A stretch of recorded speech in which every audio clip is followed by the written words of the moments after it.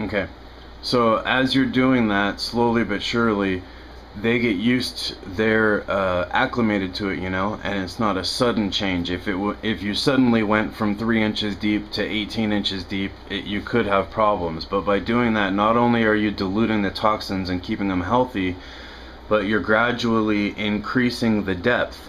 And like I said, 4 gallons in a 5-gallon bucket is very deep. 4 gallons in a 10-gallon tank is very shallow.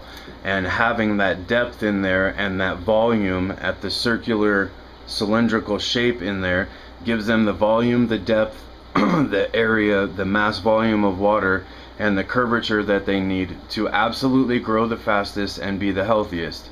Your fry that are raised in a 5-gallon bucket versus fry that are raised in a 10-gallon tank will be infinitely higher survival rate, infinitely stronger, infinitely healthier, infinitely grow faster.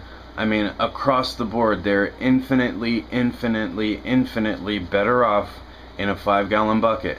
And that volume, once you get up, you know, near the top, you're gonna have to stop and you won't be able to add water anymore. But that takes anywhere from a week to a week and a half. If you're adding it the way I said, like 1/8 of a gallon at a time, every 36 hours you want to add roughly 1/8 of a gallon every 36 hours to your tank. And at that rate, it stretches it out for quite a while, and by the time you get to the point where you can't add any more water, your fry are ready for a sponge filter. And you gotta have a sponge filter. You cannot raise fry. You will never have success. You'll never have a good amount of them survive. You'll be lucky if you have one survive. It is an impossibility to breed and raise beta fry without a sponge filter.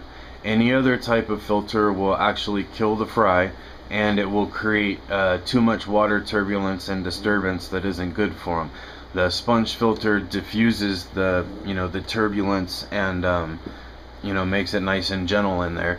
But like I said, the breathing alone, let alone any leftover food particles or feces or urine or anything else, but with 500 to 1,000 fry in less than 10 gallons of water or less, the water becomes toxic so fast it's ridiculous. So I mean, you don't have a choice. You have to have a sponge filter. If you don't have a sponge filter, you will never have any success breeding whatsoever. And like I said, you'll be lucky if you have a single fry even make it to adulthood. So you've got to have a sponge filter. That's one of your most important tools that you need in your arsenal for breeding. And let's see, what else should I tell you? Okay, let's go over feeding real quick. Give me 1 sec, I gotta set you down just for a second here so I can do this. But for the first 2 weeks, you want to feed them decapsulated baby brine shrimp. There's nothing else that you want to feed them. There's nothing you can do about it.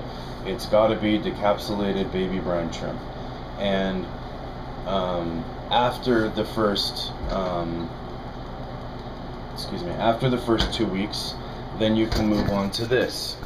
And this is the flake food that I sell. Do not give yourself the delusional impression that you can just run out to the pet store and buy any kind of flake food and feed your baby beta fry with it.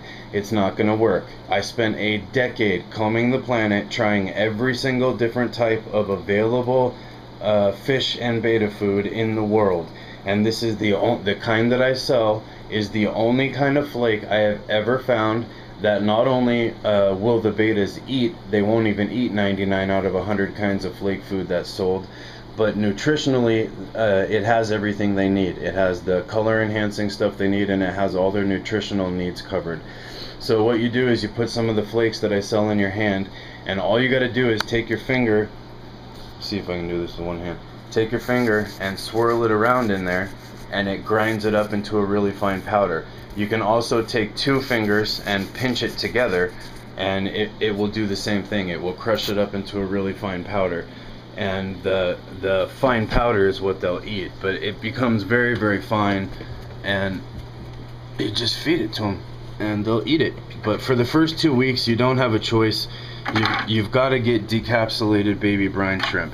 After the 2 weeks, you can get the very, very cheap, it's only a couple dollars, you can get the beta fry flake food that I sell, and